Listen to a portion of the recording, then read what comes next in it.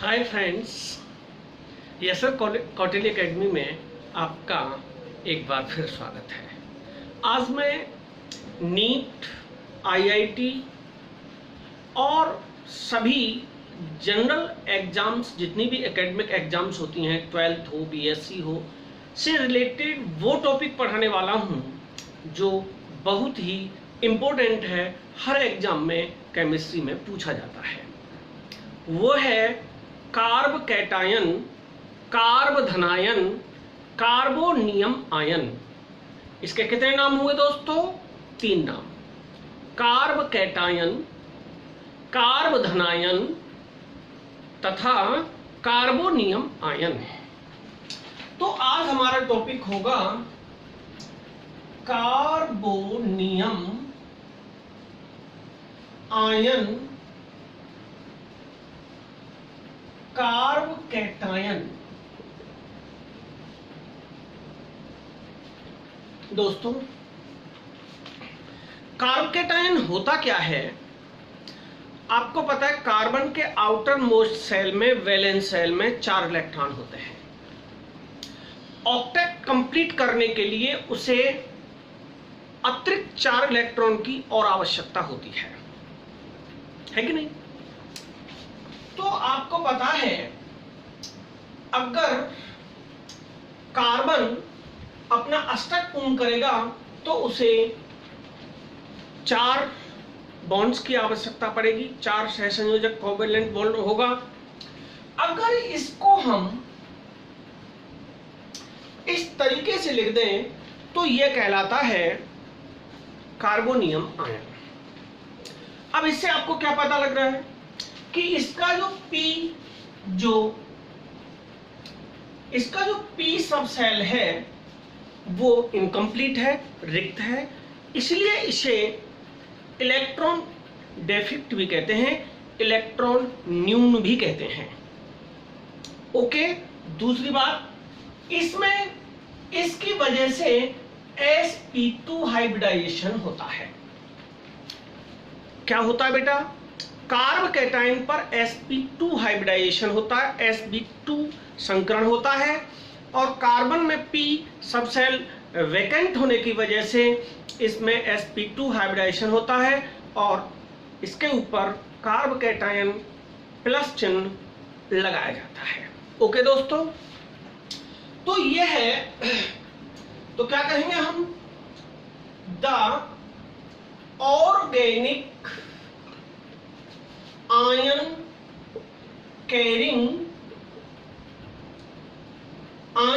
Carrying positive charge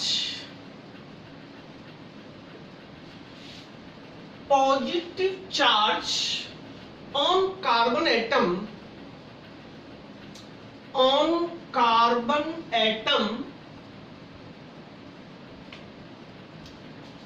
are called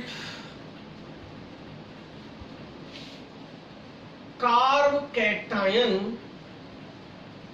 और carbonium ion.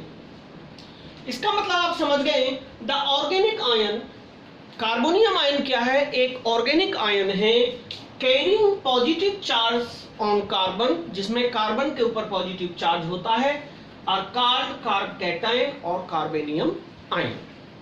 Okay दोस्तों, देख लें, आप समझ लें।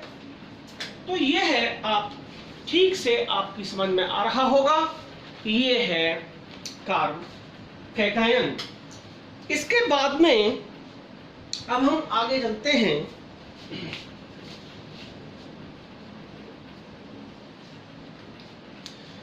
तो बेटा, ये हुई बात, they are very reactive,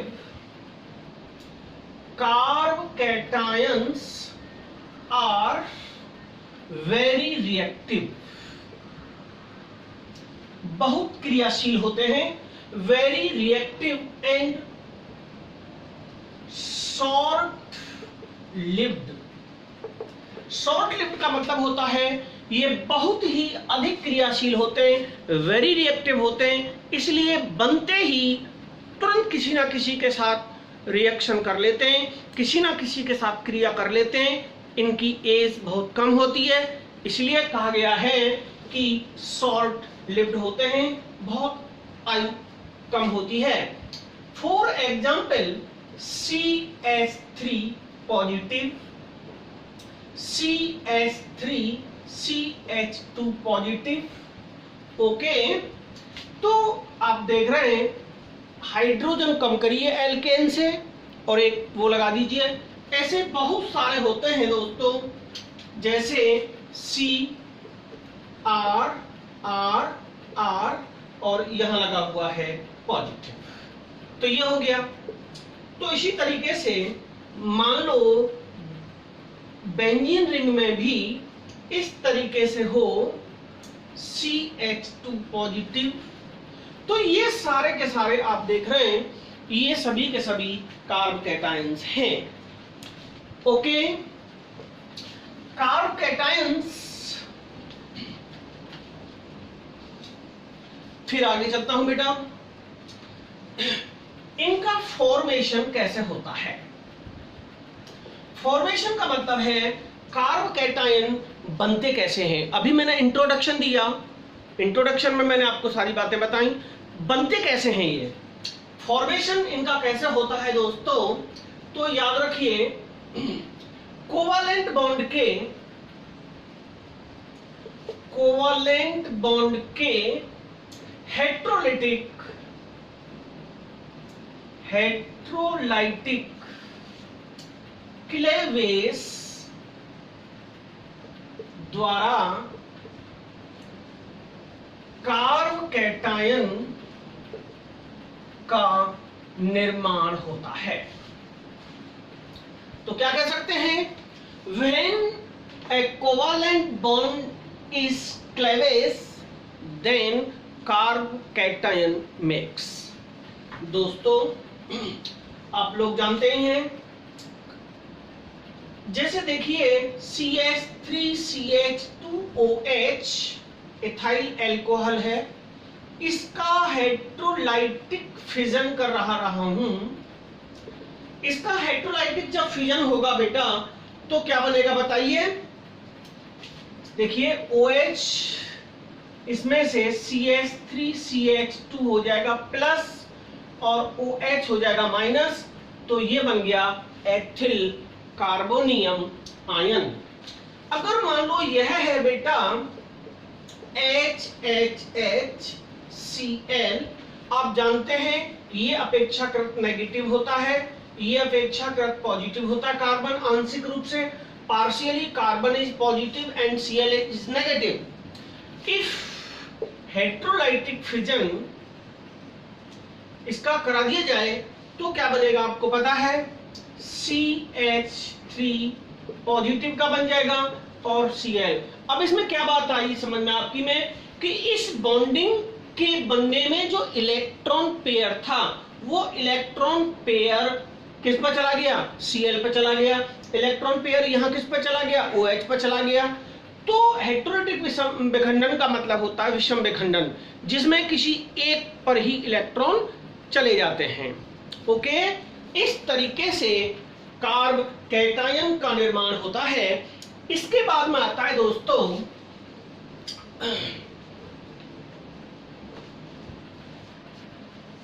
इसके बाद में आता है बेटा फीचर्स ऑफ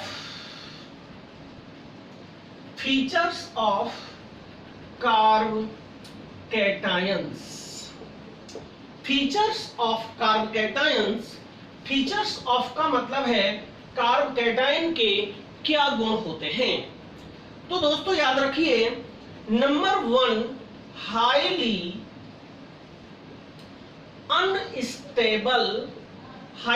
अनस्टेबल होता है। नंबर 2 इलेक्ट्रॉन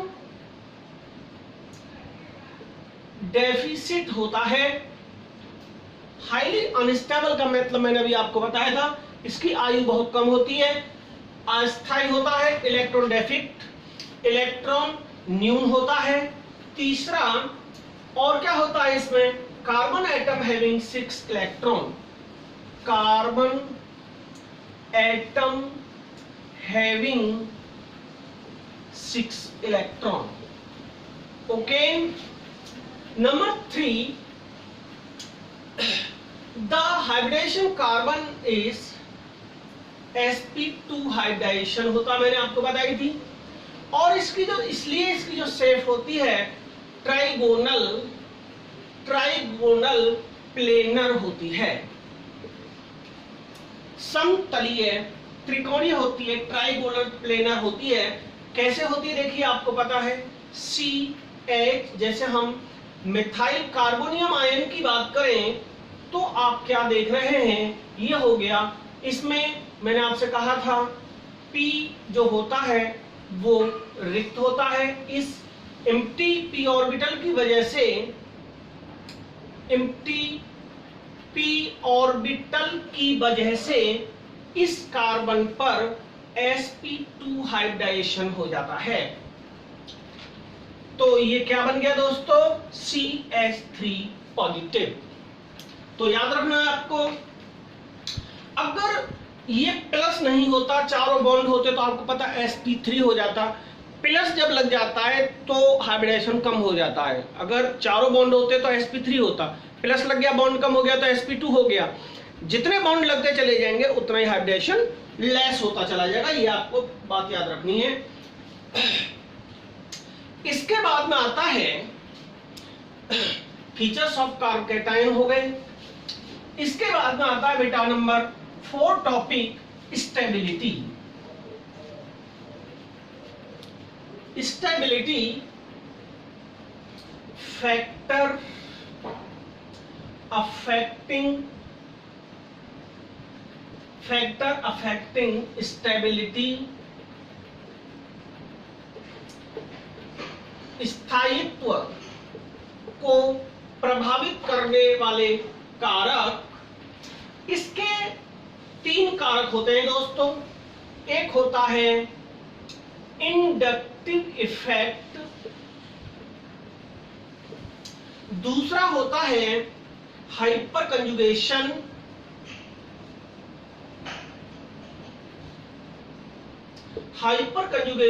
इफेक्ट, और तीसरा होता है रेजोनेंस इफेक्ट।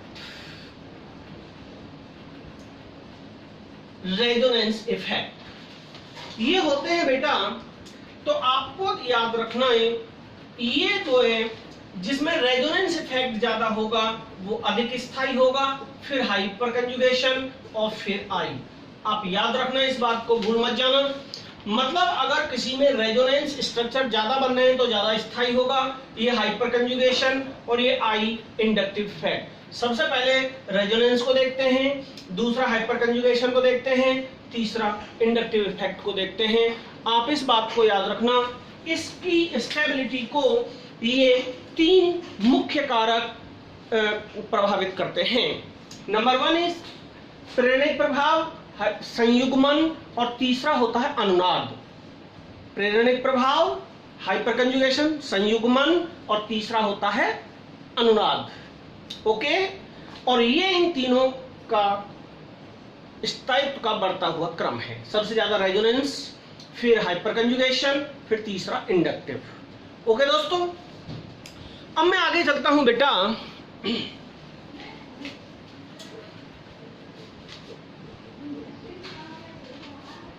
अब आता है इनकी जो रिलेटिव स्टेबिलिटी होती है, रिलेटिव स्टेबिलिटी ऑफ कार्बोकैटायन, आपको याद रखना है 123। 123 का मतलब है बेटा कि, सॉरी उल्टा कर देंगे इसको, 321 होती है। 321 का मतलब है 3 डिग्री, 2 डिग्री, 1 डिग्री। ये इनकी स्टेबिलिटी का क्रम होता है। जैसे CR, R is greater than RCR, और यहां है तो 2 R हो गए, ये 3 डिग्री हो गया, ये 2 डिग्री हो गया। अब क्या आएगा बताइए आप लोग, CHHR,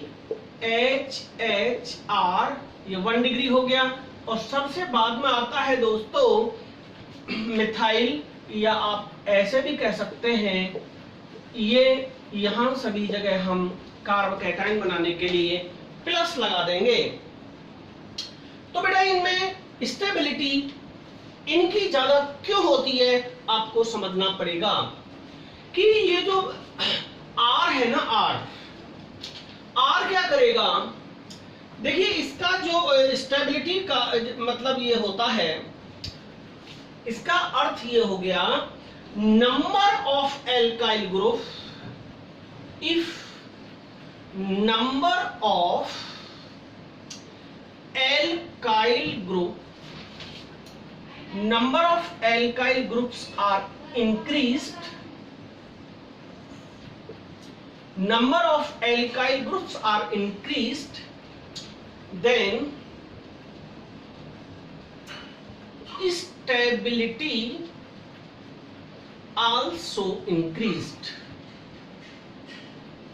इसका क्या मतलब हुआ कि जैसे जैसे एल्काइल, R को कहते हैं एल्काइल ग्रुप, जैसे जैसे R number of R increase होंगे वैसे वैसे स्टेबिलिटी इंक्रीज होगी, वैसे वैसे क्या होगा दोस्तों, ये होगी, इसी को कहते हैं इंडक्टिव इफेक्ट,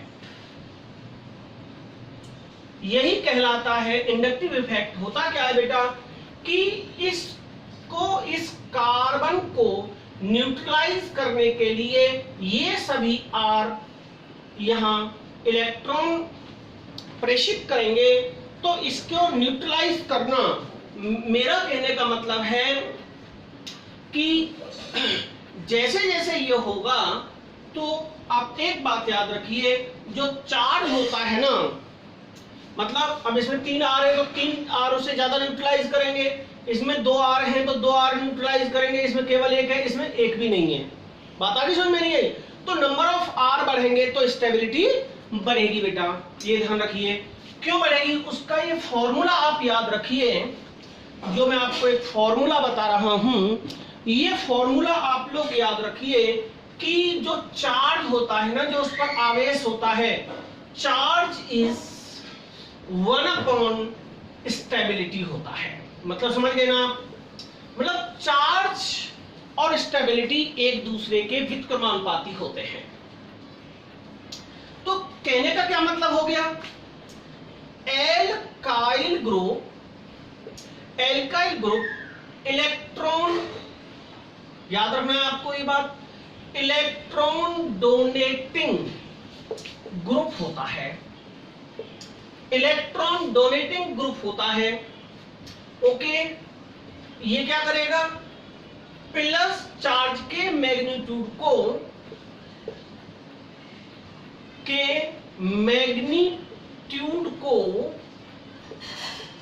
प्लस चार्ज के मैग्नीट्यूड को कम कर देता है, उसको कम कर देता है। इसका मतलब क्या हो गया, चार्ज को न्यूट्रलाइज कर देता है, चार्ज को उदासीन करता है, न्यूट्रलाइज कर देता है, जिससे स्टेबिलिटी बढ़ जाती है। ये आपको बहुत ही याद रखना है इलेक्ट्रो इंडक्टिव इफेक्ट में। तो दोस्तों ये बात आपको बहुत ज्यादा याद रखने की बात है, मतलब जो चार्ज के मैग्नीट्यूड को कम करता है एल्काइल ग्रुप, मतलब प्लस को कम करेगा, न्यूट्रलाइज करेगा, उसके न्यूट्रलाइज करने से स्टेबिलिटी बढ़ती चली जाएगी। Number of alkyl groups increase होंगे, स्टेबिलिटी इंक्रीज होगी, क्योंकि ये फॉर्मूला आप देख रहे हैं, चार्ज जो है स्टेबिलिटी के व्युत्क्रमानुपाती होता है। ओके बेटा, अब देखिए मैं एक एग्जांपल देके आपको समझाता हूं। देखिए ये जो एग्जांपल आप देख रहे हैं, रिलेटिव स्टेबिलिटी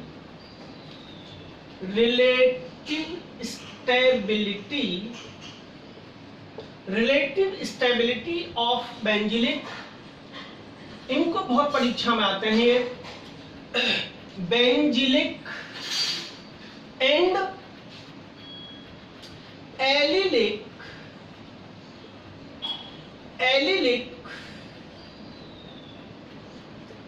ग्रुप्स। इसमें जो डिफरेंस होता है आप याद रखना, इसमें हमें ध्यान देना पड़ता है रेजोनेंस पर। इंडक्टिव अभी जो बताया था मैंने, नंबर 1 बताया था, वो इंडक्टिव बताया था। इंडक्टिव होता है एल्किल समूह का कार्बन की ओर इलेक्ट्रॉन डोनेट करना। इलेक्ट्रॉन डोनेट करेगा, माइनस जाएंगे, प्लस को खत्म कर दिया, इंडक्टिव इफेक्ट। अब इसमें आप क्या देखेंगे, इसमें देखना पड़ता है रेजोनेंस। रेजोनेंस को कहते हैं अनुनाद। देखिए यहां मैं कुछ एग्जांपल्स लिख रहा हूं, आप इन्हें जानते होंगे।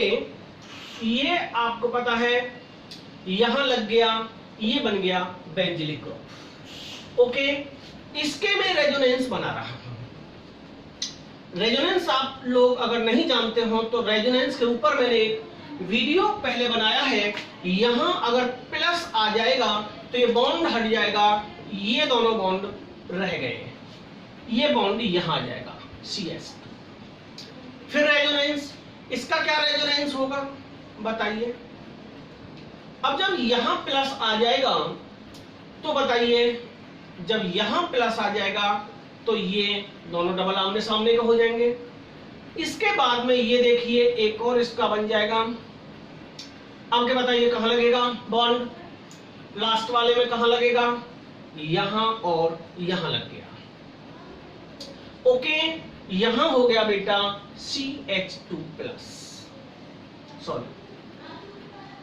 ओके, ये वाला प्लस कहां लगेगा बताइए, ये लगेगा जहां बॉन्ड नहीं है वहां।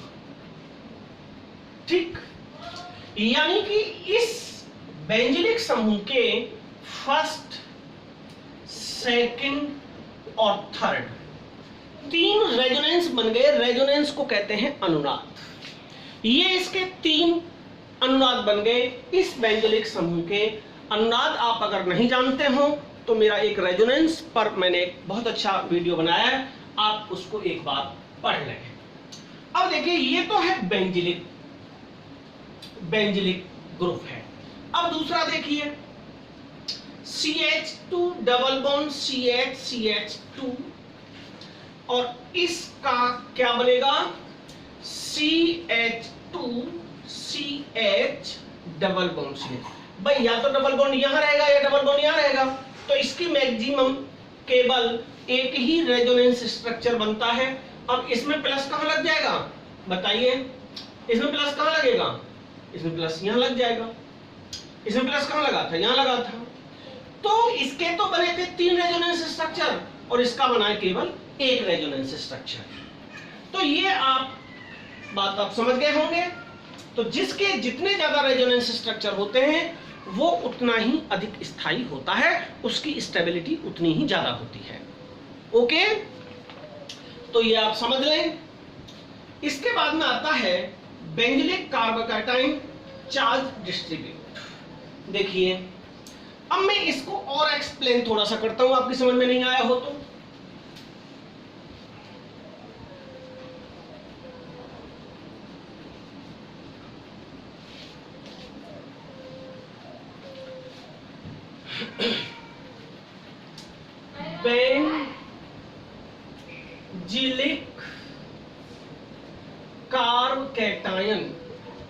Benzylic carbocation charge distribute stability. मतलब इसमें आपको याद रखना है, चार्ज अगर डिस्ट्रीब्यूट होगा, चार्ज अगर बेटा डिस्ट्रीब्यूट होगा, अगर चार्ज डिस्ट्रीब्यूट अधिक होगा, आवेश का वितरण अगर अधिक होगा तो स्टेबिलिटी भी अधिक होगी। आप इस बात को याद रखना, अगर चार्ज डिस्ट्रीब्यूशन मोर होगा तो स्टेबिलिटी भी मोर होगी।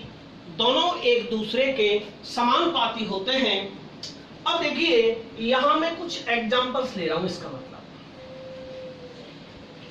ये आपको पता ही है, यहां लग गया CH2+ हो गया।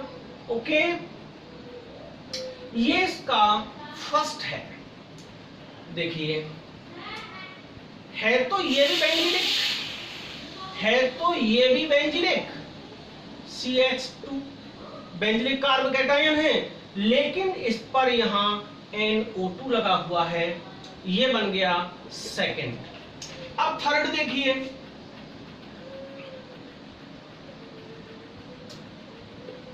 यहां इसमें OH लगा हुआ है। अगला देखिए, यहां इसमें CH3 लगी हुई है, CH2 प्लस। देख रहे हैं आप? तो दोस्तों ये सभी हैं तो बेंजीलिक कार्बोकैटायन, लेकिन सभी में ग्रुप अलग अलग लगे हुए हैं, first, second, third and fourth. देख रहे हैं आप? तो इसमें क्या देख रहे हैं, स्टेबिलिटी डिपेंड करती है चार्ज के मैग्नीट्यूड पर। स्टेबिलिटी डिपेंड करती है चार्ज के वितरण पर, डिस्ट्रीब्यूशन पर। अब आपको यह देखना है कि NO2 जो है, NO2 क्या है, ये बात आप मैं अभी यहां ऊपर लिख देता हूं। NO2 ग्रुप लगा हुआ है। NO2 क्या है? NO2 है बेटा electron withdraw group, electron withdrawal group, electron दाता है। ओके, OH इलेक्ट्रॉन डोनेट करता है, इलेक्ट्रॉन डोनेट करता है। CH3 भी इलेक्ट्रॉन, याद रखना है आपको, ये याद रखना कौन कौन से करते हैं, आपको पूरी केमिस्ट्री पढ़नी पड़ेगी एक लेक्चर में, ये सब कुछ नहीं हो सकता। तो यहां इलेक्ट्रॉन, ये इलेक्ट्रॉन विड्रॉ कर रहा है, तो क्या हो जाएगा, इलेक्ट्रॉन विड्रॉ करेगा तो बताइए, तो इलेक्ट्रॉन विड्रॉ करेगा तो बताइए क्या होगा, ये दोनों के दोनों जो इलेक्ट्रॉन डोनेट कर रहे हैं, ये क्या करेंगे, तो ये ज्यादा लॉन पेयर होगा, न्यूट्रलाइज कम होंगे, ये दोनों न्यूट्रलाइज कम करेंगे। ओके, ये न्यूट्रलाइज कम करेंगे, ये न्यूट्रलाइज ज्यादा करेगा, ये न्यूट्रलाइज ज्यादा करेगा। तो आप याद रखेंगे। तो क्या बात निकल के आई है बात की, तो सबसे ज्यादा जो ज्यादा ये है ना, जो इलेक्ट्रॉन विथड्रॉल ग्रुप है NO2, नंबर सेकंड स्ट्रक्चर याद रखना। ओके, इसके बाद में अब कौन आएगा, फर्स्ट, अब कौन आएगा, फोर्थ, अब कौन आएगा, थर्ड।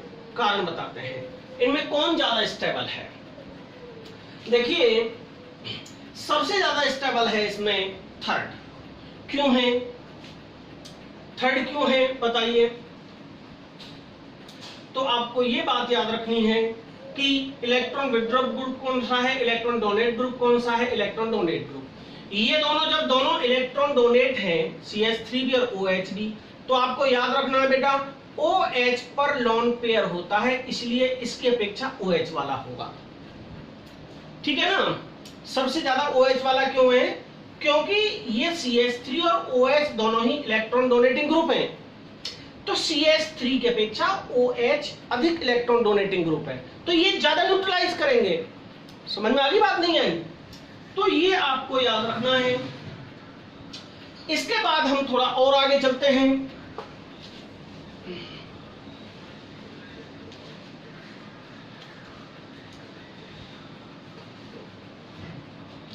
देखिए ये और एक एग्जांपल है, cyclo propyl methyl carb cation. Cyclopropyl, ये आपको पता है साइक्लोप्रोपिल हो गया, मिथाइल मिथाइल लग गया, प्लस लग गया। याद रखना ये सबसे ज्यादा स्टेबल होता है, इसे दिमाग में हमेशा भर लीजिए। किससे? बेंजिलिक से भी हाई होता है, क्योंकि बेंजिलिक में रेजोनेंस बहुत होता है। फिर भी आपको याद रखना है ये क्यों ज्यादा होता है, क्योंकि इसमें हमेशा ये याद रखना डांसिंग रेजोनेंस पाया जाता है। डांसिंग रेजोनेंस पाया जाता है। डांसिंग जो रेजोनेंस है, डांसिंग रेजोनेंस की वजह से स्टेबिलिटी अधिक होती है इसकी। डांसिंग रेजोनेशन क्या होता है दोस्तों, ये आप समझिए। मैं डांसिंग रेजोनेंस को समझा देता हूं, आपने कभी पढ़ा नहीं होगा आज तक। ये है CH2+, ओके। इसका डांसिंग रेजोनेट बता रहे हैं, तो देखिए क्या बनेगा। तो इसका ये बन जाएगा CH2, तो यहां रहा, और इसका प्लस अब यहां लग जाएगा। इसके बाद में क्या बनेगा, इसके बाद में बन जाएगा ये वाला, यहां इसमें डबल बॉन्ड आ जाएगा, यहां इसमें डबल बॉन्ड आएगा, यहां अब की बार यहां प्लस हो गया। तो देखिए इसमें यहां से हटाया, यहां प्लस आ गया, यहां से हटाया, यहां प्लस आ गया। इस डांसिंग रेजोनेंस की वजह से, तो याद रखना ये dancing resonance in cyclopropyl methyl carb cation है। ये इनकी स्टेबिलिटी का क्रम है, आपको जो याद रखना है। इसके बाद में आता है बेटा, मैं बहुत सारे एग्जांपल्स आपको इसीलिए दे रहा हूं कि आपको प्रॉब्लम ना हो, आप ज्यादा से ज्यादा समझ जाएं। देखिए मान लो एक हमारे पास ये है, यहां लगा हुआ है CH2, इसका सबसे अधिक होगा, अभी मैंने कहा था, ओके। ये है यहां, यहां और यहां लगा हुआ है, यहां प्लस लगा हुआ है, ओके। इससे ज्यादा हो, मतलब ये सबसे ज्यादा, इससे कम। अब की बार बेंजिलिक आ जाएगा, यहां लगा हुआ है इसमें, ठीक है। यहां भी वो लग सकता है, कोई दिक्कत नहीं है। और इसके बाद में आएगा, आपको क्रम याद रखना है, एलिलिक। एलिलिक होता है जिसमें डबल बॉन्ड होता है, allylic carb cation, double bond वाले जो होते हैं, उससे 3 डिग्री, 2 डिग्री, 1 डिग्री, और मिथाइल और वाइनिल होता है, सबसे कम होता है वाइनिल कार्ब कैटायन। तो आपको याद रखना है सबसे अधिक स्टेबिलिटी किसकी होती है, साइक्लोप्रोपिल मिथाइल कार्ब कैटायन की। इस तरीके से ये कम होता चला जाता है। स्टेबिलिटी क्रम है दोस्तों ये। तो जैसे जैसे, तो आपको याद रखना है, अगर एक ही में बहुत सारे डबल बॉन्ड हों, डबल बॉन्ड वाले हों, नोट जितने अधिक द्विबंध मीन्स डबल बॉन्ड होंगे, एलिलिक में होंगे, उसकी स्टेबिलिटी उतनी ही अधिक होगी, उतनी ही अधिक होगी। आपको ये बात याद रखना है। अब देखिए मैं एक एग्जांपल और आपको समझा रहा हूं। जैसे ये हमारा है ये वाला, ठीक है, एक ये कार्ब कैटायन है, ठीक है, और एक ये कार्ब कैटायन है। अब इनमें कौन ज्यादा स्टेबल होगा, आपको पता है, ये 3 डिग्री हो गया, ये 2 डिग्री हो गया, और ये 1 डिग्री हो गया। इसमें आप मुझे ये बताओ, इन तीनों में अल्फा हाइड्रोजन कितने हैं? आप जब तक अल्फा हाइड्रोजन की संख्या नहीं देखेंगे, जितने ज्यादा अल्फा हाइड्रोजन होंगे उतना ही ज्यादा, ओके। तो आपको याद रखना है, अल्फा हाइड्रोजन ज्यादा होंगे, स्टेबिलिटी भी ज्यादा होगी। देखिए इसमें अल्फा हाइड्रोजन कितने हैं, 1 2 3, 3 देख रहे हैं ना। 3 का मतलब है बेटा जैसे यहाँ कार्बन लगा दी, यहाँ कार्बन लगा दी, यहाँ कार्बन लगा दी, तो 1 पर 3 होंगे कि नहीं होंगे, ठीक है ना। अरे ये हाइड्रोजन, ये हाइड्रोजन, ये हाइड्रोजन, ये हाइड्रोजन, तो इस पर कितने अल्फा हाइड्रोजन हो गए, 3 3 6 3 हो गए। इसमें अल्फा हाइड्रोजन है कितने, 9 अल्फा हाइड्रोजन है इसमें 9। इसमें अल्फा हाइड्रोजन कितने हैं, 6। इसमें अल्फा हाइड्रोजन कितने हैं, 3 है नहीं है। तो आप लोग याद रखें जितने अल्फा हाइड्रोजन होते हैं अधिक उतनी ही स्टेबिलिटी ज्यादा होती है। जितने अल्फा हाइड्रोजन अधिक होते हैं उतनी ही स्टेबिलिटी अधिक होती है, भूल मत जाना इस बात को, ठीक है ना। इसके बाद में आता है बेटा, मैं सारे के सारे कार्बोकार्टाइन जितने भी होते हैं उन सबका विश्लेषण आज करने वाला हूं। मुझे बहुत दिनों से टाइम नहीं मिल रहा था, मैं काफी बिजी हूं, इसलिए इतनी प्रॉब्लम आ रही थी। तो देखिए अब जैसे आपसे कोई ये पूछे कि ये एक एग्जांपल है, जनरली इसी टाइप के पूछ लेते हैं, OH लगा हुआ है, यहां तो वह है CH2, फिर देखो यहां पर भी कहां लगा हुआ है OH, यहां लगा हुआ है CH2, और एक यहां लगा हुआ है OH CH2+। ओके, ये आपको पता सारे फिनोलिक हैं। तो देखिए इसमें आपको मान लो ये तुम्हारा A है, ये तुम्हारा B है, ये तुम्हारा C है। तो आपको याद रखना है कि इनकी जो स्टेबिलिटी का क्रम होगा A B C होगा। क्यों होगा A B C? OH याद रखना है तुम्हें, OH जितना पास होगा उसका ऋणात्मक इंडक्टिव इफेक्ट ज्यादा होगा। पहली बात, पैरा